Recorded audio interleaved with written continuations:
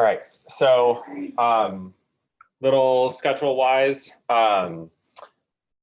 today is our last in-person meeting. Tuesday and Thursday, what I'm going to do is be on Zoom for both you guys as well as the online section to answer any and all questions. It can be about the final, it can be about content throughout the class, it can be about any outstanding assignments that still need to either get in or you have questions about, literally anything, okay? So I will be on Zoom and I will send out the link for everybody when I get back to my office. So feel free to use that, come as an individual, come as a group, do what you need to do, and have at it, all right? Nothing on the following Tuesday, either the 4th. Everything is due on the 5th. All right, so the class of the 4th is effectively like your final release time. That's when we would be otherwise doing the final, and it is due midnight of the 5th. Okay, any questions about that? All right, so Zoom session Tuesday and Thursday from 3 to 4:20 ish, and everything due on the 5th. Okay, all right, so most important thing for today, make sure that you guys have a good understanding of what needs to be done for the final, all right? So there are two components to the final project. There's the actual assessment that you guys are working on as groups, and the online section's working on individually. And then there's an analysis component that is to be done individually, all right? Now, the caveat to this, and this is all on Moodle now, the caveat for you guys for this is, even though you have done all those assignments to in a group setting, when you as a group finalize your assessment, you as an individual are not obligated to stick with that final product, all right? So you are working, you're collaborating, working with each other to come up with the assessment, but I want to make sure that, let's say there is a particular item or a format or something that you disagree with and the group went the other way, you have the ability to go and make that alteration on your own, okay? So you are not locked in to the assessment that your group has come up with. Does that make sense? Okay, good. All right, so the purpose of this final project is going to be to analyze what goes into the making of an assessment. I'm not, obviously, without an actual class to deliver the assessment to, we don't have a lot of opportunity to analyze pre and post tests, do question analysis, see what went right, what went wrong. That's the type of thing that typically goes into the field experiences for this class that we kind of lost, and I apologize about that. So we are focusing on the analysis of what went into the making of the assessment. You're going to be providing an overall analysis of everything of the assessment as a whole, but also, and this is the most important part, and please hear me loud and clear on this, an item by item analysis. So every single question that is on your assessment has its own analysis. I say this with such emphasis and force, and I'll say it 10 more times today, because inevitably I get someone that's like, questions 1 through 5, I analyze this way, and just right away, no, question 1, question 2, question 3, question 4, question 5, so on. So every single item has its own analysis, okay? Okay, I can look at the 15 of you and make sure that you understand there's 35 other people that I have to cross my fingers with. Okay. The content of the individual questions is that I'll consider how strong that content is, but that's not the focus of what I'm going for here. All right. So if you're off on a content area a little bit, you're not going to, fail because of that. It might be like a couple of points here or there. All right, so I don't want you to spend so much time on that as you move into the final project. You and your group have worked hard on that and have already turned those things in. All right. Detailed item by item, content of the individual questions, in person, got that. Okay. And today I'm giving you a guideline of what is going to be in the rubric, but a full analytical rubric or analytic rubric is going to be posted on Moodle by the start of class on Tuesday so that you can use that as you are developing your final project overall. Okay. All right. So what is actually going to be in here? So this project can either be done as a Word document or a PowerPoint. Regardless of the format, overall analysis of the assessment, as well as the, or there will be an overall analysis and the item by item. The way that I would think of this is, let's say I have a 10 question, and again, I'm beating a dead horse and I know it. 10 question assessment. If I'm doing it in a PowerPoint, I would have a minimum of 1 slide for the whole assessment and then 1 slide for each question. So if I have a 10 question assessment, I have a minimum of 11 slides. Do not turn in less than that, please, please, please. Okay. All right. There is no minimum number of questions that, or maximum number of questions that you have to or can ask as you're developing, as you're developing this assessment, but there will be some point value going to the curricular breadth. Did you cover the standard to a full degree? That's really what I'm looking for. And because the standards that your groups chose are so different, I can't say you have to have 10 questions or you have to have 20 questions. And because the formats that you are choosing is up to you effectively as individuals, then to that much more, I can't say you have to have 5 selected response and 2 of those have to be true, false, and whatever, right? I want you to be able to decide, did I cover the standard to an appropriate degree? All right. There's a lot of gray area in that, and that's why it's a minimal amount of points that are going to go along with it. But I understand that people freak out when they don't have guidelines. So that's why. All right. No minimum, no maximum, but there is some definition of appropriate. All right. If you, I'm hesitant to even say it.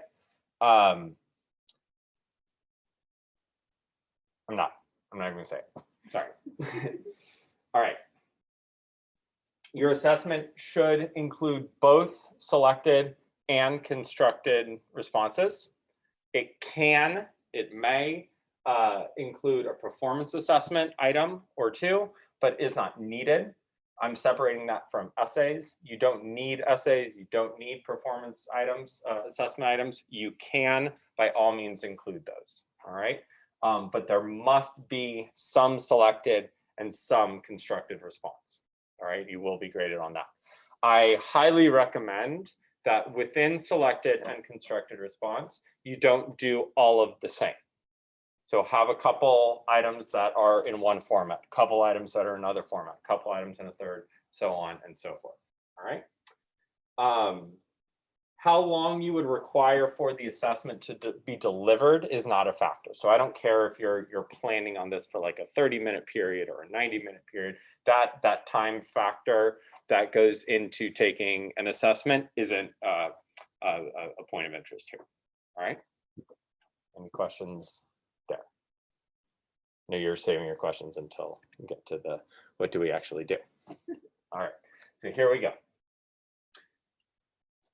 2 analytical components to your project. The first is the whole assessment. So your whole assessment will include the full Louisiana text, the full text from the website of the Louisiana state standards that are addressed all the way through, all the standards. Okay, that's number 1. Number 2, a description of the overall purpose of the assessment. All the asterisks are going to be explained more later. An explanation of why you broke the assessment into the formats you did. Think weighting between the different types of formats, and what you hope to learn about the student's knowledge or abilities from the assessment as a whole. All right, come back to that. Then, so that's your first couple of slides. No questions have been asked yet. Then, for each item, even if it's repetitive, I don't care if you put the same standard for on every single page. It's got to be on every single page. Include the state standard number that's associated with that item. So I don't need the full text anymore, just the number. Okay. 2, the full question, including answer choices for selected responses. If you feel it's beneficial to give an example response for any constructed responses, that's totally fine. It's not necessary. All right. Description of why you chose selected response, constructed response, performance assessment format for that particular item. And what specific information you hope to learn from either or both an incorrect or a correct response. All right. So based on yours, remember with assessment, the whole point is you getting information back. So why are you asking this item? What is special about this item? What critical or variable attributes does it ask? All right. And then finally, complete one graph with fake data showing a comparison of pre-test and post-test scores for a 20-person class, just like we did on Tuesday. All right. Okay.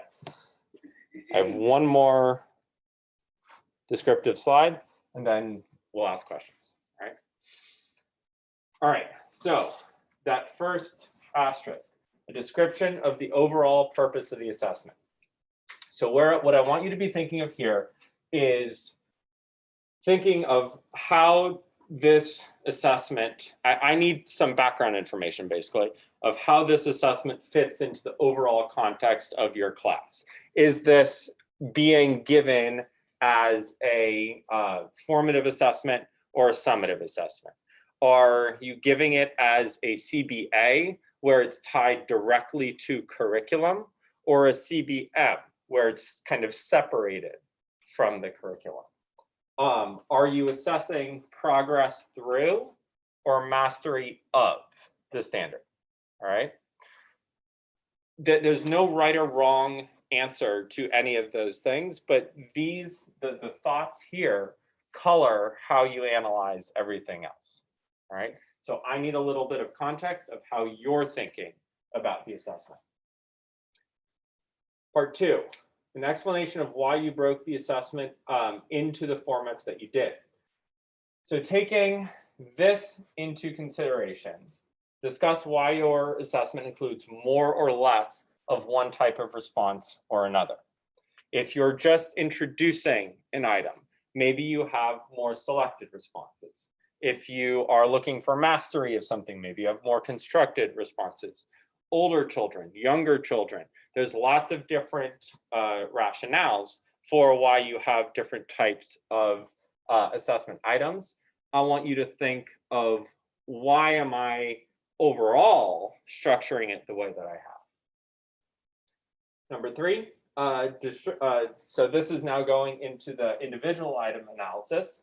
The description of why you chose a selected response, constructed response, or performance assessment. So for each item, I wrote this as a multiple choice because. I wrote this as an essay because. I chose essay over short answer because. All right. So whatever led you to think of this as a best to best be asked as one or another, that's what I want to know. What I don't want to see is I didn't have enough selected response, so I threw in a true false. Right? I want, if it's important enough to ask, it's important enough to think about why you are asking it in a given way. Okay. And then finally, and this is kind of the big piece for you. This is the why did I choose this question? And that is what specific information do you hope to learn from either or both incorrect or correct responses? So assessment without the purpose of gaining information is not an assessment, it's a test. These are assessments. You hope to learn something from every question that you ask. Think of the chair exercise. Think of the critical and variable attributes. If I am asking this question, how am I hoping to determine information or knowledge about what the student knows or doesn't know based on, to some degree, correct responses, but really where we get our information is in incorrect responses. All right, so think of how you would analyze a response, either correct or incorrect or both. All right, and then the graph should be pretty self-explanatory. Yeah, okay. I just threw a lot at you. I know you need time to digest it. Based on what is up here, are there any questions? Yeah. Yeah. Yeah. Yeah. And we're going to spend some time today talking about how to analyze different data. That's not part of this, but that's where we're going to spend a little bit more time with that today. Yeah. So this has to be like dealing with the math assessment? Yeah. Yes. I'm actually fine if you choose something else. You've already spent a good amount of time on the math assessment, so that makes the most sense to me. But if you want to go your own way, you're more than welcome. Yeah. When we did our assessment, we kind of split it where, you know, we had 4 people in our group. So it was like, you take 5, I take 5. Yeah. So when we're doing this, am I taking just my 5 or are we taking everybody's? The whole thing. Okay. Yes. Yes. And so when we meet together, that's when we kind of get somebody's idea as to why they need Yeah. Yeah. Okay. So if you divvied it up, and that's partially why I'm saying like you have the freedom to change things that you want. Because like if you, maybe it's a really good question, but you have too many multiple choice for the level and the goal and whatever. So you want to change something into a short answer. That's totally fine. Okay. Cool. Okay. The Zoom sessions next week are the balance between giving you time to work on it, giving you time to think about the questions that you have, and an opportunity to actually come and ask them. All right. Okay. So I fully expect more questions, and please ask them. Okay. All right. Really quick. These are not going to change. These are the general rubric components. I will extend all of these into a full analytic rubric for you guys to see, and then I will upload that into the grading system in Moodle, and that is exactly how I will grade you. But these items are what you are getting graded on. Okay, I got the graph in there. Got the graph. All right. Cool. Reasonable? Too much? Okay, you guys said it.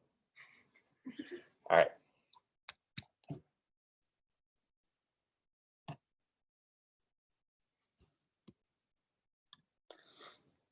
So let's pull up the graph.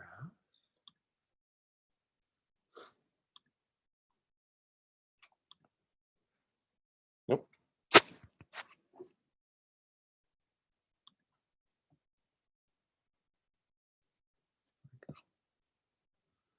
Shoot. Share screen. This. Share. Okay. Look at that.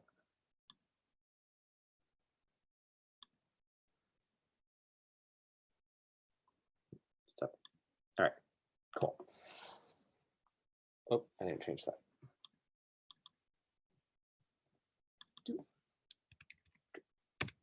All right. New numbers, new graph, same idea. All right. So we actually, we have a group who is meeting right now to analyze the current student teaching residency portfolio and rework kind of the different components that we want in there, see if there's anything that could be more clear, whatever. Yesterday, we got to the discussion of the graphical analysis that is in what's called your teacher work sample. And everyone that was on this call agreed that this is an extremely important part of the student teaching experience, the ability to go in, look at data, analyze it, make decisions off of it. But as a faculty, we all had different thoughts and opinions on what the best way to analyze these data are. We all agreed that you need to be looking at the whole class in one capacity.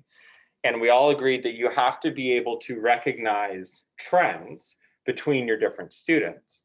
But we disagreed pretty widely as to what that trend analysis actually is and actually looks like. And I think that's the hard part of turning a test into an assessment, is being able to look at a graph from or these data and be able to do something meaningful with it, right? That's not the easiest thing to do, okay? So when we look at our data, well, first of all, let me do this.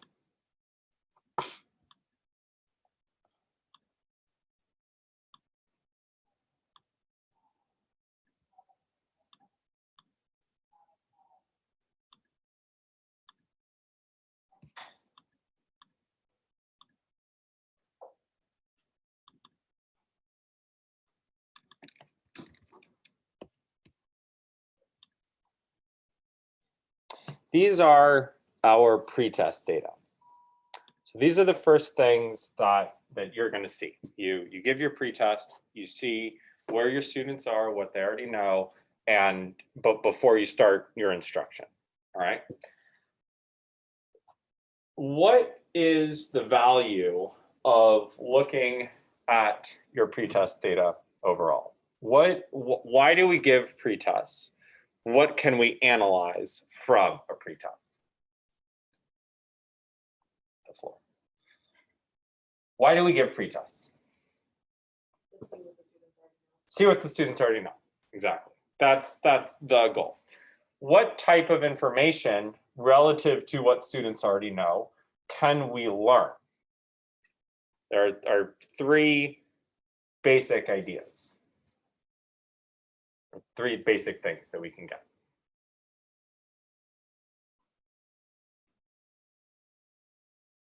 One, your students know some of the information.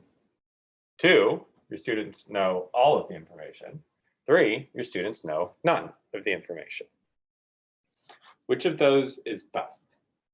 And there is an answer. Who agrees? Who's not sure? Who disagrees? There's only three choices. You have to wake up. But absolutely. So, all right. If your students know all the information, you have nothing left to teach them, and you're just wasting time. Why is it bad for my couple of guys who got zeros? Let's assume they tried. Let's assume motivation wasn't an issue. Let's assume all the other factors were appropriate. Why is this not good? They're not at all prepared to move forward. Even more than that. You have to intervene. Probably less than that. That's probably more important. But yeah. You don't know how low that hole is. They're totally not prepared. But you don't know how far down that goes. Let's say you're the assessment that you're giving, you're a third grade teacher on the first day of school, and you want to get an idea of where your students lie. There are two options. One, you can give the summative third grade test, the end of year third grade test, and see if they already know some of the third grade options. Or you could give the end of year second grade test. Let's say you get a kid that gets a 0 on that. They're at least a year behind. But what else don't they know? Right? That's a big red flag when you get a 0 on something. The 100 is not as bad, but it's still bad because we haven't maxed out how high that student can go. We need to know how much more should I be challenging that student relative to this content. Remember, this is a pretest. That means that going in, my student knows everything that I care to ask them about what they're about to learn, right? So this kid, he's my biggest behavior problem for the next 2 weeks, right? Because he literally knows everything that I'm about to talk to him. So I need to find a way. I need to, one, find out what still he doesn't know. And then two, I need to differentiate my instruction big time to keep him entertained and learning and on point. All right. Everyone else, kind of in the middle. We know we found their floor. They can do something. We know they found their ceiling. They can't do everything. And ideally, we're working in between. This is my student who's probably blasting ahead on everything. These are my students who are missing some really big things. Maybe this is my high group, this is my medium group, and this is my lower group, right? So as I'm grouping my students, that's kind of how I'm thinking about it. I have my students who I feel pretty confident I can teach a lesson to and then say, go practice. I have my group where I can teach my lesson to them and then maybe walk around and check in on them. And I have my group that says, here's my lesson to the whole class. You go practice, I'll check on you. You guys, let's try it again. All right. You don't want these groups to be static groups. These are groups that change based on the data. You may have one child who knows a lot in this area, but's missing pieces in this area. So they don't get stuck in the red group all year. The red group, don't call it the red group.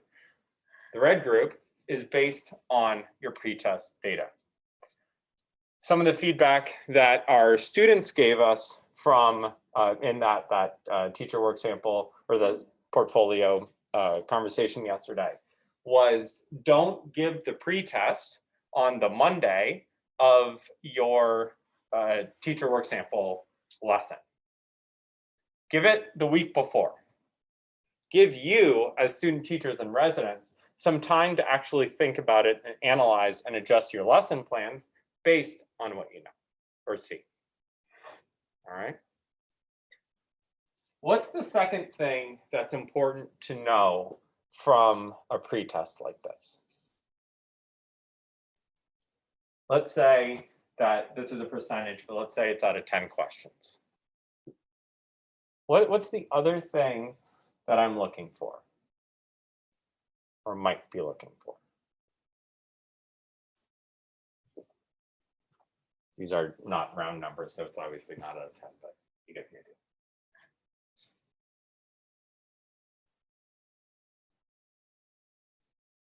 So the analysis that I just did was a whole test analysis, right? Analyzed, given everything, where did everyone kind of fall? But there's also this item by item analysis. For these guys that are in the mid-range, did they miss the same questions? For these guys, did they miss the same questions?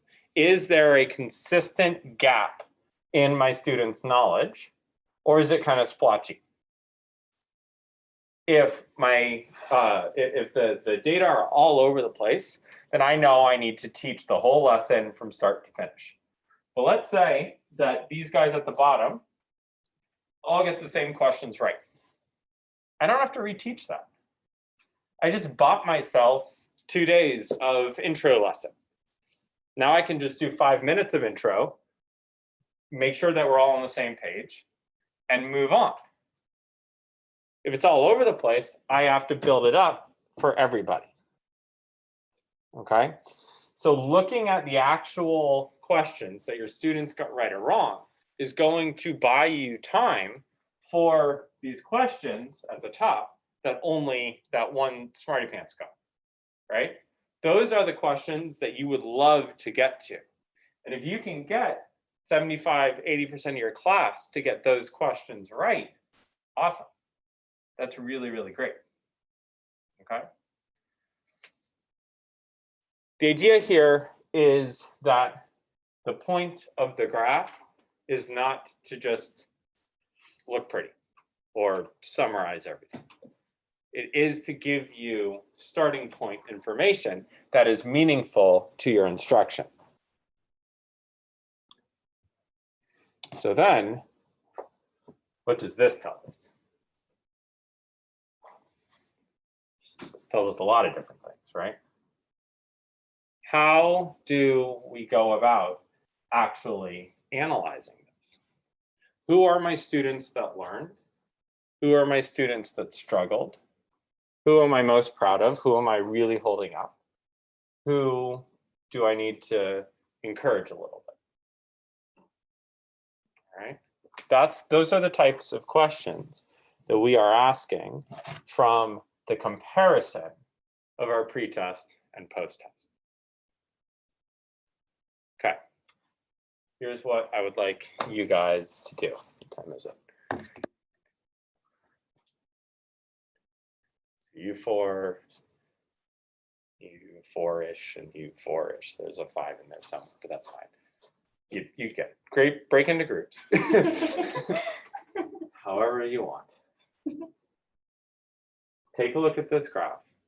Now I want you to group all 20 students, all 20, into high performing, medium performing, and low performing. That's the only definition, that's the only box I'm going to give you.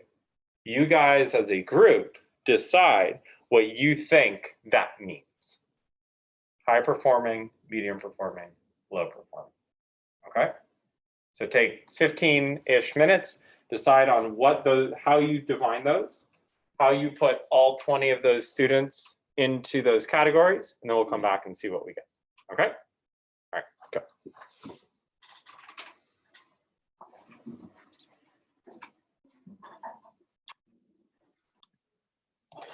All right, so how group 1 over here, group 2, group 3, whatever, doesn't matter.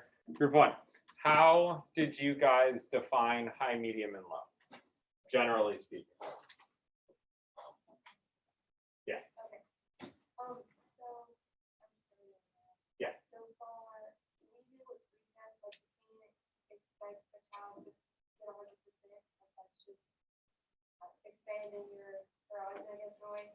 So, like, our high performance would be 51 to 75% correct, and then like middle would be 26 to 50% correct, and then low performance would be 0 to 25%. On the pre or the post? On the pre. On the pre. Okay. And then post would be 75 to 100%, middle would be 50 to 75, and then low would be 25 to 50. Yeah, 25 to 50. Okay, so it's interesting. So from that, it sounds like you're choosing to not look at the whole picture, but rather be able to say, you may have been a high performing pre-test performer, but a middle performing post-test performer, and be able to analyze the two independently. Cool. Yeah, because the student number 10, he did better on the pre than the post. So we figured like that 5%, were they guessing or kind of figure out that. Good. All right, group 2. What was your definition of high, medium, and low? Hear me out. We didn't really come up with like a cohesive Okay. definition, but we were thinking of it as like, we mainly look at the post-test scores and Okay. the difference between the pre-test and the post-test. Okay, awesome. All right. So you're not thinking percentages like group one was, but you're thinking what we need to be looking at is just the difference between those two. Yeah. Okay. Awesome. Group three. How did you think about it? We really went to like percentage and stuff. We kind of looked at the difference between like where they were before, where they ended up being. Like, okay. Awesome. All right. Yeah, go ahead.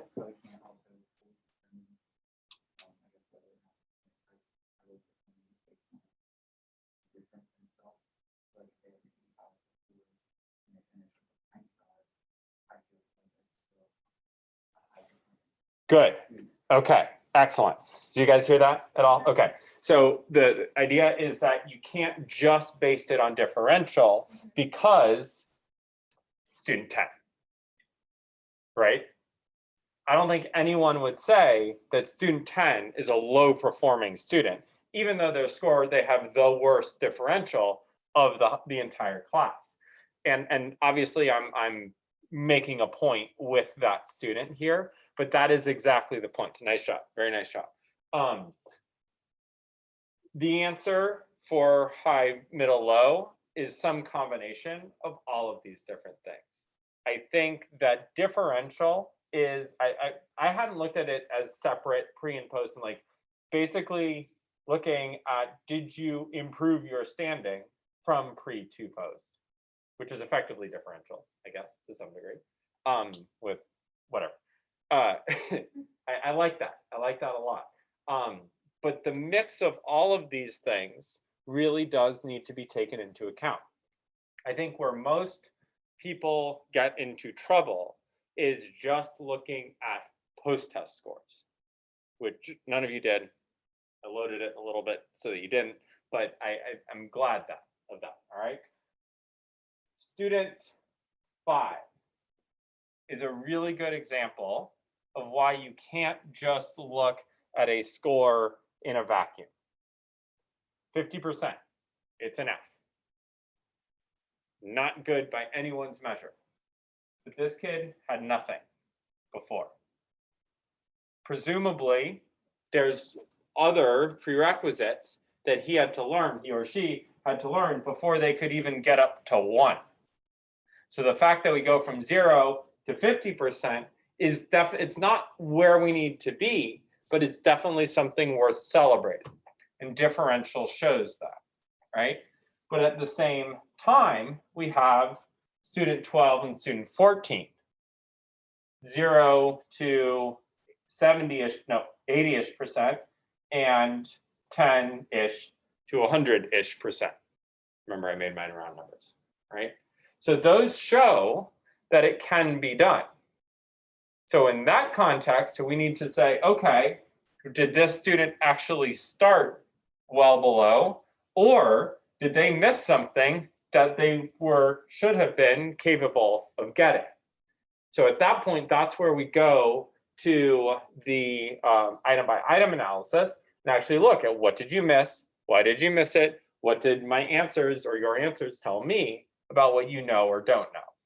All right. Pen. Does it work? Yes. Okay. So high, medium, low.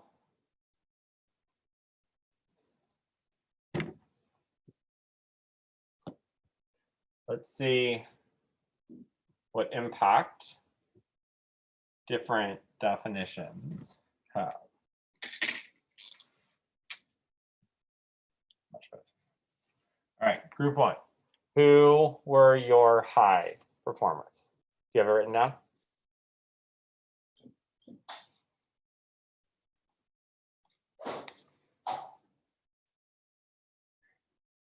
Can you write it down really quick? Group 2, who are your high performers? Come on, it's not that bad.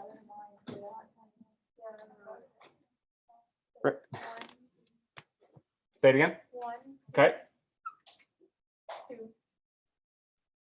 5, 6, 7, 10, 11, 12, 14, 15, 14, 15, 16, 19, and 20, right? Medium? 3, 4, 8, 9, Anyone left for low? 17. 17 and 18. All right, you guys got yours? Still doing it? Okay, do you guys have yours?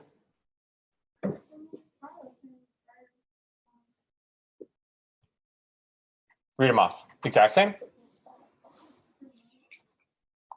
Well, I personally would probably add 18 to my performing just because he is scoring an 8. Okay, and that's right in that mid-range, right?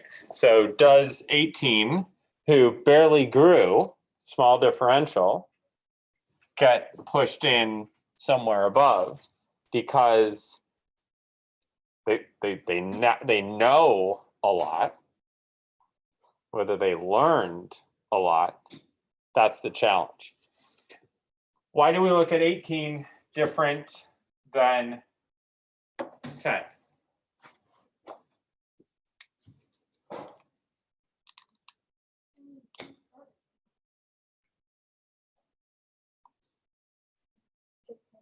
out higher. 70 on a pretest is pretty good.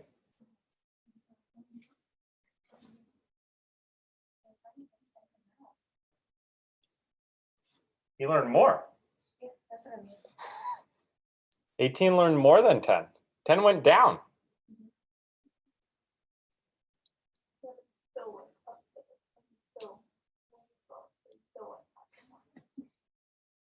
So You learned the what? But like you said, you learn more. You learn more. Well, 18 had more to learn based on the pretest. Yeah. Okay. So this is where this is splitting hairs, but I think it's important conceptually. All right. I said, and I loaded the terminology a little bit. I said high performing, medium performing, and low performing. I could have said, and maybe should have said, high learning, medium learning, and low learning. 10 is at a disadvantage because if these data are accurate, he or she has nothing to learn from you that can be measured by this assessment. 18 still can learn things. 18 might be in a position where because they knew a significant amount of it beforehand, they didn't pay attention as much. They were bored more throughout the lesson. They didn't give themselves the opportunity to learn. Now that's a massive assumption for a data set. But the goal of teaching is learning, not performing. All right. To me, any gains should be considered of quality. I don't know where I would put 18. I would expect 18 to have done better, but they didn't learn a lot. They definitely could have learned more. All right. Another way, and I'm thinking, yeah, another way that you could potentially, and did you get your answers? Are they different? We had no growth, we had Who? Which ones? 13 and 17. Okay. and then all the rest of All the rest were high. All right. So I gave them too much growth to make it really interesting for you guys. Now, because you had a pre-low, you had a pre-analysis and a post-analysis, did those match up? Did were these two medium in both pre and post? How did you, if you had two indicators, how did you decide where they fell? You see what I'm saying?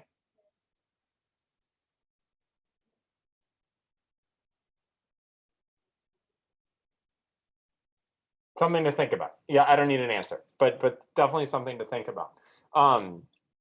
So there's again, there's lots of different ways to look at these things. Another way to look at this is, all right, if you assume that, I'm trying to think the best way to say this, the pre-test score shows you what you aren't going to learn through my instruction. So if I got a 20% on the pre-test, I only have 8 out of 8 questions available to me to learn. I got to 80, so that's 6 of 8. That's 75% learning. I learned 75% of the things available to me to learn. Here, if I got 7 correct, I only have 30% available to learn. I only learned 1 of them. That's 33% learning. You see the math that I'm doing there? So that might be another way to look at this differential, or some combination of all those different factors. The point here, the big point here that I hope you're seeing is that the pre-test has value, the post-test has value, the comparison has value. If we just gave post-tests, student 10 looks really good. Not as good as some of the others, but it looks really good. He only looks at all bad when compared with his pre-test. When you just look at his pre-test, he looks great. When you add his post-test, what happened? Why did you go down? Right? So the analysis and how you restructure your learning as a result of that analysis is the take-home here. We can do lots of different things when we have a complete set of data. None of them are necessarily wrong, but they change how we look at the student, how we look at the student relative to the content, and hopefully we ask questions that, the questions that we ask that yield these data are meaningful enough that we can actually do something with them. All right? Cool. We'll stop there. Any questions, comments, concerns? Tuesday and Thursday next week on Zoom. I'll send the link as soon as I get back to my office. Work on your finals.